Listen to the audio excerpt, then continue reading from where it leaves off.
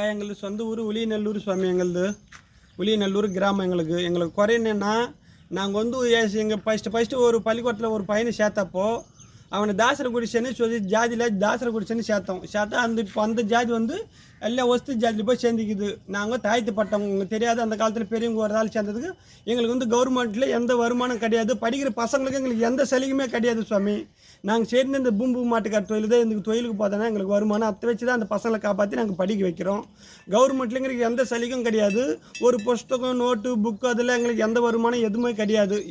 ஜாதி ஒஸ்து ஜாதியில், அதனால எங்களுக்கு தாழ்த்தப்பட்ட ஜாதி வேணும். இத்தனை இடத்துல மனு கொடுத்து பார்த்துட்டோம்.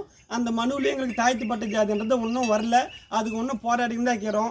அதனால தான் சுவாமி எங்களுக்கு அந்த தாழ்த்தப்பட்ட ஜாதி அந்த கவர்மெண்ட் சலுகை செஞ்சால் அது போதும் சுவாமி. எங்கள் பிள்ளைக்குட்டிங்க நாங்கள் படிக்கலை, எங்கள் பிள்ளைக்குட்டிங்க எல்லாரும் படிக்கிறாங்கோ. எங்கள் தொழில் இதோடு போயிடணும். எங்கள் பசங்க படித்து முன்னேறி அவங்க நல்லபடியாக ஒரு உத்தியோகம் அவங்க நல்லபடியாக இருக்கணும். எங்களுக்கு ஜாதி சான்றிதழ் தாழ்த்தப்பட்ட ஜாதி அப்படின்னு வந்தா போதும். அந்த கவர்மெண்ட் எங்களுக்கு ஒரு வருமானம் தந்தா போதும் சுவாமி. பேர் என்ன? உன் பேர் என்ன? எந்த பேரு? சின்ன கவுண்டர். எந்த படம் பேரு சுவாமி? எங்களுக்கு எந்த ஊர்ல இருக்கீங்க? எங்க ஊரு சொந்த ஊரு நெம்மிலிக்கு அடுத்தது உளியநல்லூர் கிராமம் எங்களது சுவாமி. எவ்வளவு பேர் இருக்கீங்க அங்க? ஒரு 2 தெருவுக்கு சரி ஒரு 50 வீடு இருக்குது எங்களுக்கு. 50 வீட்லயே அந்த பசங்க எல்லாம் படிச்சுதான் இருக்கிறாங்க சுவாமி. அந்த ஜாதி வசதியில் போய் சேர்ந்துக்குது. அதனால எங்களுக்கு எந்த கவர்மெண்ட்ல எந்த வருமானம் வரல. அதனால ஒரு 5-6 இடத்துல அதுக்கு தகுந்தாவில் மனு ஸ்டெப்பா எடுத்துக்கிட்டு வரோம். அதுக்கு தகுந்த தாழ்த்தப்பட்ட ஜாதின்னு உங்களுக்கு வரல. அதுக்கான ஸ்டெப் எடுத்துக்கிட்டு இருக்கிறோம். மனு அங்கங்க கொடுத்துருந்தோம். இத்தனை வருஷமா கொடுத்துக்கிட்டு தான் வந்தோம். இப்போ விஜய் முதலமைச்சரா சார் வந்துக்கிறாரு.